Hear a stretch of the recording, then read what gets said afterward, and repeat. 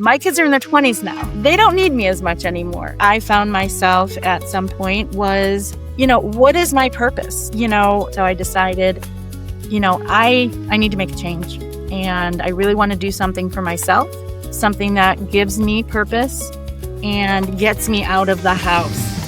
Welcome to the Ill Noise Business Playbook. We sit down with people building real impact in their communities and unpack the vision behind their work. If you care about real stories and real connection, you're in the right place. Let's make some noise. All right, welcome to the Ill Noise Business Playbook. I'm here with Mary McMahon from Lake in the Hills Living. Mary, how are you doing on this beautiful Friday? I am doing great. How are you? I'm doing good. We were kind of talking about this before the show. It is nice to see you again. We did have an opportunity to see each other at a networking event, and it was kind of unique. I remember kind of learning a little bit about your business, and I was telling my wife, hey, we need to get a hold of this person. And I know when you originally talked to her, you referenced her like, I kind of know your husband. I met him that one time. And Right. boy, oh boy, I've met so many people, and I'm not getting any younger, so my memory's horrendous. But seeing you now, of course I remember who you are. You're the person I was talking to at the event for a couple minutes, letting you know some cool things about the podcast world. I know you are you're associated with Lake in the Hills Living, and you're a publisher with Lake in the Hills Living. So if you can, let's talk about that. What exactly you do? What is Lake in the Hills Living? Let's let the audience know what all the great stuff you're doing there. Absolutely. Thanks so much for having me, by the way. And Yes. Neha has been wonderful throughout this process. I've She is gotten a wonderful. chance to meet her a couple of times in person, and she is just the warmest, kindest person in the areas. You're very, very blessed. I am very blessed, and I know that every day I think about that. But thank you for saying those kind words. I love the fact that these things are being recorded so she can hear all the wonderful stuff that you just said. That's beautiful. Yeah. So Lake in the Hills Living, it is a community publication right here, and it's actually a community publication. So it's by and about the people who live here. Every month, we feature a beautiful family from the community on our cover. We do a beautiful story on them. We meet the family. We take some lovely pictures, and kind of lets them be somewhat of local celebrities for the month, right? And it also helps, people kind of identify with the magazine, right? Because very typically they'll see the family and know them, and they want to learn more about them, or they maybe seen them around. And then all of our content is very local based. We talk about the kids in the schools. We talk about local businesses. A lot of the businesses that work with us actually provide some of the educational content for us.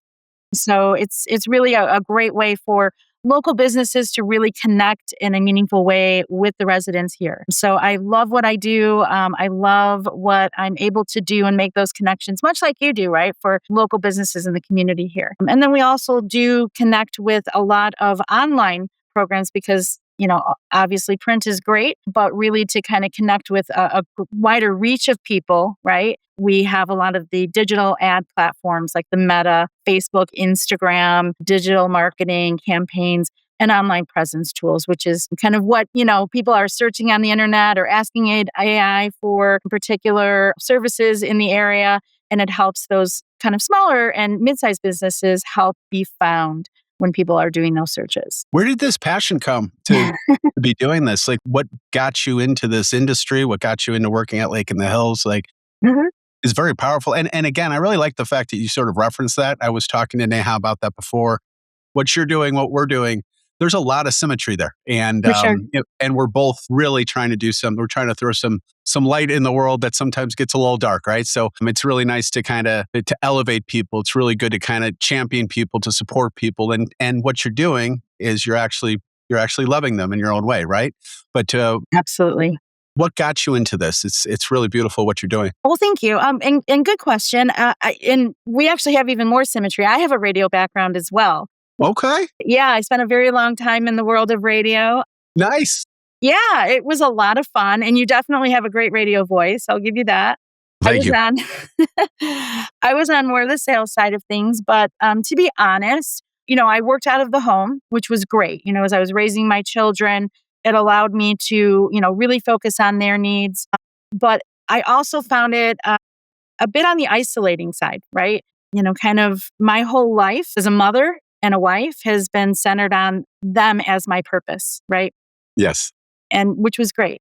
And the job was just that. It was a job. It was meant to kind of give me the vehicle so that I could support my family in a great way. My kids are in their 20s now, so it's Okay. a very different time of life, right? Right. They don't need me as much anymore, which They'll is fine. always need you. They'll always need you, Mary, but go ahead. Right, right. But I mean, the whole purpose of being a parent is to raise adults, right? Yes, To be able to go out on their own and do their own thing. absolutely. So, Joe, kind of where I found myself at some point was, what is my purpose? A job is just a job. And not saying that I didn't, value my job. And I learned a lot from my job and I met some great people and worked with some great people. But I was in the home and not part of the community. And I found myself very, very isolated. So I decided, I need to make a change. And I really want to do something for myself, something that gives me purpose and gets me out of the house. There you go. And so, so I found the parent company that I work with is called Best Version Media. And I guess we kind of found each other. They were looking for someone to grow this area, which is obviously seen a tremendous amount of growth, not just in Lake in the Hills, but, Algonquin, Huntley, Hampshire, Yep. all of these areas are growing so fast. So we were very lucky to kind of find each other at the perfect time. No, that's beautiful. Yeah, Neha and I have been here in Algonquin for over 5 years, and just in 5 years, it's been amazing the expansion that we've seen, and good. A lot of beautiful businesses out there that we love supporting along the way. I know one way that you get the word out about what you're doing because I met you at a networking event. But how do you tactfully try to get the word out as far as what you're doing with Lake in the Hills Living? Yes, I love the word tactfully. That's always the challenge, right? You Yes, you want to get out there and meet people and ultimately help them, right? But it's definitely a little bit of a dicey situation if not handled properly. absolutely. The networking obviously is great. I, just recently joined the Algonquin Lake in the Hills Chamber of Commerce, and they have been absolutely wonderful. It's the best Yes, decision I ever made. we love it. Obviously joining Tony's New Connections team as well has offered me a lot of opportunities to meet people and get out there. And if nothing more, just to make connections, right? Sure. People ask me all the time now, hey, do you know someone who provides this service? And I have, a stack of references that I can give them. And hopefully in return, they'll be able to do that for me as well. So, but yeah, the networking has been great. I try to attend and support as many events as I can. My days are pretty busy. So I do, can't make everything right, as you know. Yep. The happy hours have been fun, the ribbon cuttings, Yep. just to go and support and applaud the people that are doing great things in the community. So, so the networking part of it has been very, very valuable. I think, and I've always thought so. Neha and myself have gotten so busy, so we're not able to attend them all. But everything that you're saying, obviously, is a great opportunity to get the word out as far as what you're doing. But I think when you attend a ribbon cutting, there's something really special about that because there's so much that happens behind the scenes Hmm. to get that person to the point where they can actually have an official ribbon cutting. And when you're there for your neighbors, you're kind of like there for your family in a way. The community that 100%. you build up is part of you. And I think that you show that support. It really shows a lot of just being selfless and just trying to you don't want to have the spotlight. You want to celebrate someone else's spotlight. And it's a great opportunity to do things. You've referenced already the fact that obviously, online access to what you're doing has been taking over. I say very comfortably, I'll never ask my guests for their age, but I'm in my 50s. And I can recall a time when we would go to the library constantly and, I'm old enough to remember that. That's as yes, far as I'll go. yes. And I remember getting newspapers delivered, right? And reading the Chicago Tribune and Sun Times and whatnot. And there was something really quantifiable about actually, I used to, my father, God rest his soul, I used to love the Sun Times because it was like a book almost. And you could just hold it and just open it up. And those days, I haven't had papers delivered to me in 30 years. And I haven't gone to a library forever because of the access to the internet. And I think there's good things and bad things. And you referenced something before too, Mary. One of the things about having so much things easy access is the desire for people not to get out there as much anymore and to really kind of like say hi to each other and laugh with each other and learn about each other. But how have you been able to navigate the fact that that internet access is so strong in your industry, right? Yeah, 100%. So, yeah, I mean, the whole concept is just getting out there and, as my kids say, go get out there and touch some grass, right? Yes, I love that. And it's a lost art, right? But we're working on that, right? We're working on kind of getting back to our roots where, you know, meeting people in person is super important and a huge part of the process. But yeah, I mean, there's definitely no denying. I mean, digital people, whether you like it or not, it's a reality. People are in their phones day in, day out. I am Right. too. I'm not going to lie. You know, we're doom scrolling, right? The whole thing. We're checking on Yes. Facebook. We're seeing how, and that's pretty much how so many of us communicate with one another, right? You know, I mean, I just found out that my favorite aunt just passed away this week at the ripe old age of 93. I'm Wonderful sorry to hear that. woman, right? But you remember a day you'd get a phone call, right? Yes. And I'm not saying, you know, but it's a powerful way to communicate something very important to a very large group of people. So it's helpful in that manner. So when Best Version Media first came out about 19 years ago, it was strictly a print publication. Okay. So up until about 5 or 6 years ago, we had no digital elements to it. We didn't have that. Print is a great brand play, right? It's getting your name out there. Recognition takes a while, all of that. But basically, there's no substitute for finding people where they are. And, you know, it's here, you know, they're in their phones, they're Yes. on their iPads, they're online. So what we do is we kind of take what they're doing in the print publication, and then we're kind of duplicating that online. Again, it kind of, that's, you know, with radio, right? There's more than just one way to reach people. You got Yes. to have, you know, your line in the several lines in the water to catch the fish. And that has just skyrocketed for all of our sponsors in the publication, and it's gone over very, very well. So that's, you know, the advertising side. And then being found, you know, everybody wants to be that number one on the search list, right? And it is a puzzle as to how to do that. And so that's what our great people in the back of our house spend every day doing is trying to make sure that when people are searching, that our sponsors are the ones that come up first on the listings. That's beautiful. You know, and with that too, with the power of everything, I myself am somebody that's enjoyed seeing live music. I just think live music can really just change our lives. And again, you're 30 years younger than me. We'll just leave it at that, right? But Sure.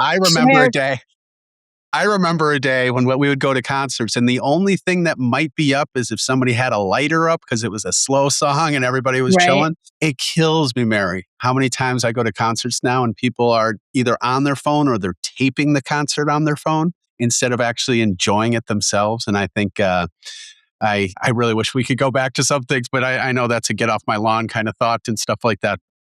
No, you're Hopefully, at right. some point, you You're know, right. We have it's to have the best of both worlds, right? I mean, you agreed. have to, yes, it's important to document great moments, right? And our phones are a great way to do that. You can document things as they happen. But there is a lot to be said for putting the phone down and just living in the moment and enjoying what you're experiencing. Agreed. You really, you know, when you talk about documentation, you are documenting like real life stories and of people in the community. And I really hope that you know, people are really paying attention to this because, you know, one of the fastest of this show is kind of three tenets, you know, but the first tenet is storytelling. Like that's really this platform that I'm trying to provide is people to be able to tell their stories. And then through that, education so people can educate others about their business.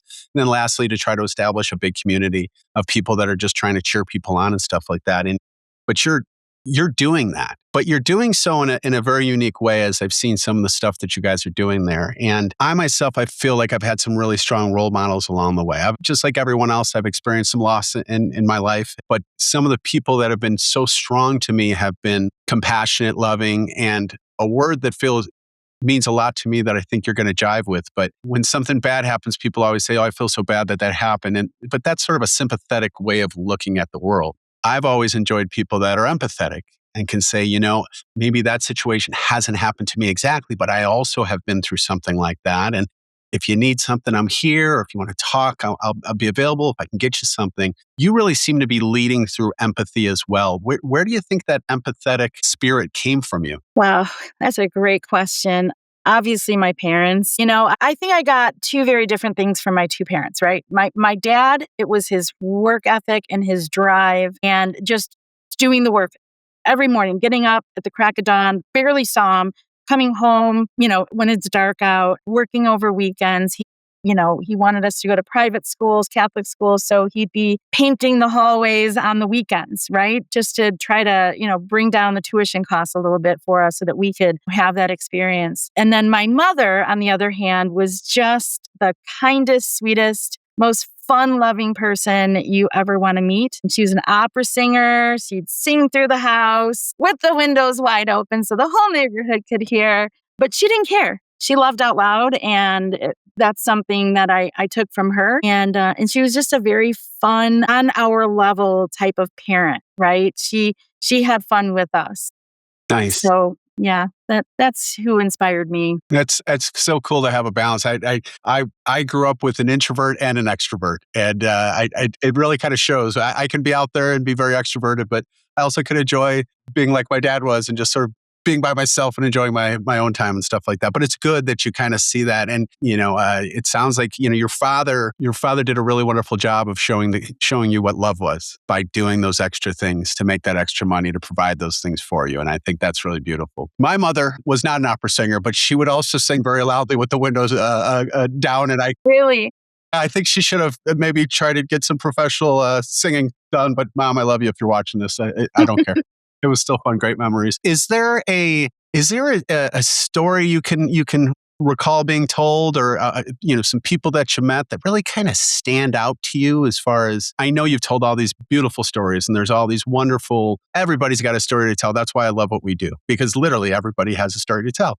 But is there a story or two you can think of along the way that you've been at your place that really puts a smile on your face just thinking about these folks? Can I plug someone? Is that okay? You can plug someone for sure. Yes, of course. Yeah, go for it. Go for it. Yeah, I mean, one that just jumps right out at me, and maybe it's because so many of my friends are at a stage in life where they're dealing with their parents, Okay. their elderly parents. Sure. And I've recently enjoyed a new partnership with, it's called Second Season. Okay. Adult retreats. And they are incredible people for what they're doing. They have had a location in Fox River Grove, and they're opening one up, I believe, next week or maybe the week after here in West Dundee. And then they're also going to be doing one in Algonquin. And I see huge growth for them.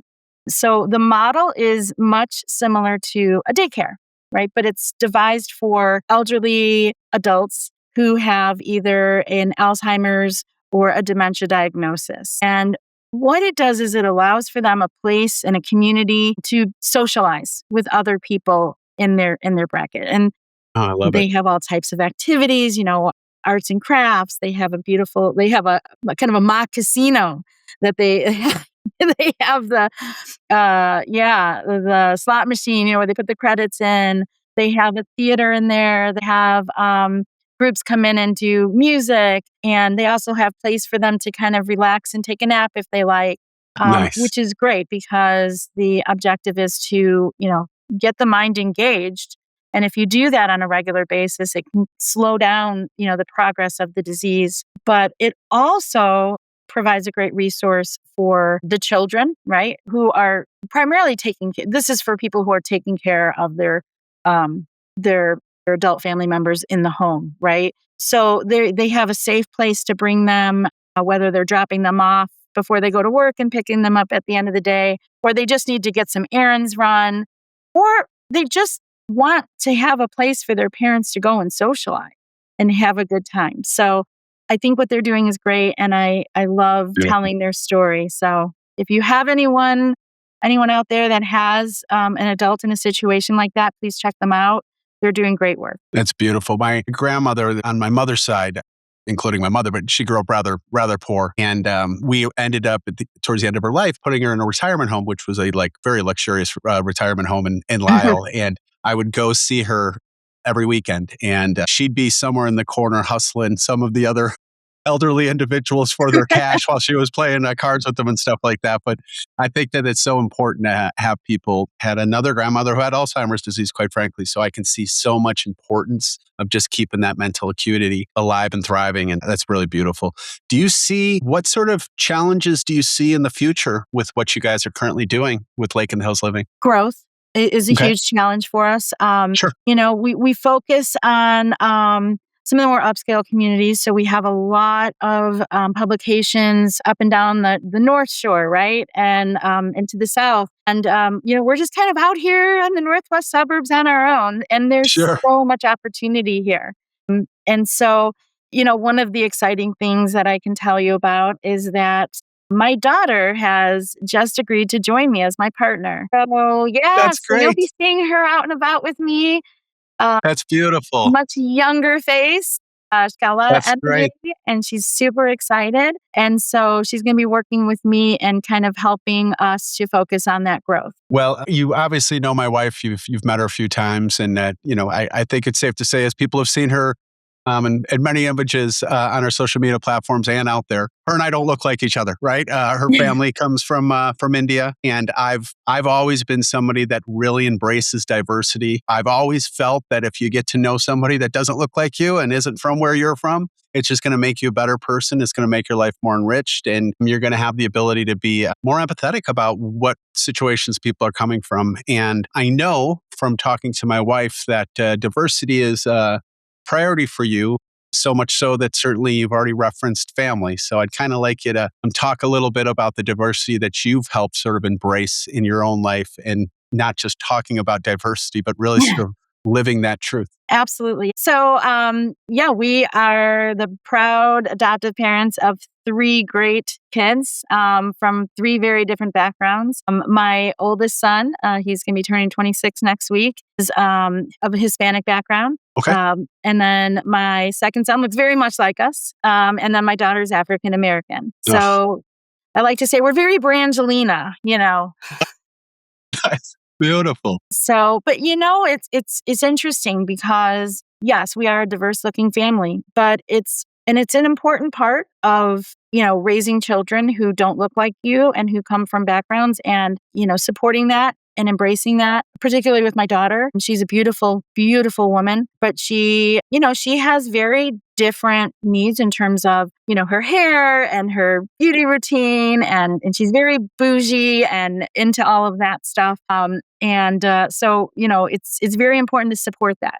And my husband's like, how much did it cost to get her hair done? But It is what it is. beauty costs, right? But You do what you do out of love. absolutely, absolutely. But, at the end of the day, our diversity is a very small part of what makes us a family. So it's just something that is. But yes, we respect it, we recognize it, and we support it. But at the same time, she's just like the rest of us. Laura? Absolutely. Absolutely. I joke with Neha sometimes that if people talk to her on the phone, they didn't see her, they wouldn't know where she came from or anything. Well, she came from America, by the way, but she was born here. Um, but it's been, and I just want to come back to that for a second. For myself, I really prided myself when I was younger, and I love sports. I always played sports. It's what I was. By playing sport, I grew up in a town that was very, very heavily Caucasian. That, no doubt about that. Almost everybody looked like me. And by playing sports, I had the opportunity to play sports and have teammates of people that didn't look like me and were from different backgrounds. And that, I think, that sort of sparked something inside of me when I was a kid that's carried on 40 plus years later. But where do you think that embrace of diversity came from for you? My embrace of diversity, where that came from? Yes. Yes. Yeah, I mean, I too grew up in a very, very Caucasian neighborhood. And anyone who knows me can attest to that. I will be honest, when you go through the adoption process, that's one of the questions that they ask you. They ask you, are you open to special needs children? Are you open to this? And are you open to a child that is not from the same racial background as you? And I did do a little soul searching. I said, is this going to be okay? Is it going to be okay for them? Is it going to be okay for us? How are the people that we know in our lives going to react to this decision that we're making? And after praying about it and saying, I think God has a plan for us. I've trusted in that plan. When I found out that I was unable to have children, I asked God, like, why me? And He's given me three great answers. Eventually, so Ah, He doesn't always answer you right away. So sometimes you have right. to wait. But I just trusted. I'm like, you know what? He has never led us wrong before, so let's see what happens. Honestly, no, all of my kids are great gifts, but I've been, I don't want to say surprised, but like everyone is just from the get go embraced her so wholeheartedly, Beautiful. loved her for who she is. And I kind of feel bad that I maybe second guessed that, because I think at heart, now you hear there's, so much about it in the news and hate and this and that. But I Hmm. think at heart, I think most people really just want to love one another no matter where they're from. So, maybe Agreed. trust in the people that you know and love a little bit more, and they'll do right by you. They will get it. And they do. So, never had a That's problem. It's been great. that. I love what you said there too, and I've always believed that ultimately everyone is has good in them. Mhm, 100%. And ultimately, people really want to care about others, and ultimately, people really want to. And there's so many different ways that we can, cause people to put walls up and stuff like that. But when you can break those walls down, you realize that everybody still gets emotional. Everybody still smiles. Everybody still has good days and bad days. We're all basically the same, no matter what we look like. So I think that's really beautiful. I want to really thank you so much for being on the show. I think what you're doing with Lake in the Hills Living is really important. Like I say, there's a lot of symmetry with For what we're sure. both doing here. We both believe very strongly in our community. We both believe very strongly in people in general, and we want to lift those folks up. And you're obviously doing that. And what you guys are doing is you're creating a publication that is really making people rock stars for a little while there. And Absolutely. everybody deserves more than 15 minutes of fame, quite frankly. Everybody deserves their own little taste of what's out there. And you're doing just wonderful things. So thank you so much for spending time with us. Thank you so much for saying the kind things about my wife. I'm going to get to rewind that and play that back for her. And when she's having bad days, I'll say, hey, don't forget what Mary said. All true. But Mary, thank you so much for spending time with us today. I really appreciate it. Thank you. And thank you, Neha, for, inviting me to do this. It's been a great time. I really appreciate it. And good luck to all you guys do. And I'll be seeing you around. Absolutely. We'll be cheering you on. You keep cheering us on. And You together bet. we'll get everybody to win out there. You have a good day, Mary, okay? Thank you so much. You too. You got it.